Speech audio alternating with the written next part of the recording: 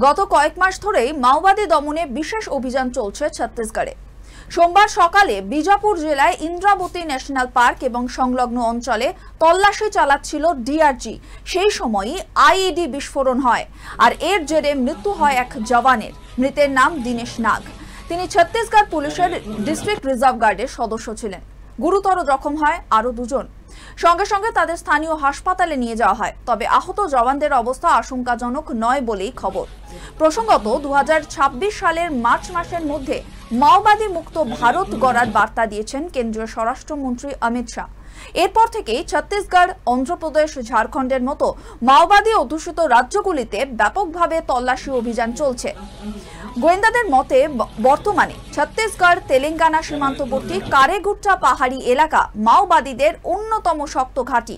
এই এলাকা থেকে মাওবাদীর শিকড় উপড়ে ফেলতে প্রায় 3000 আধা সেনাকে নামানো হয়েছে।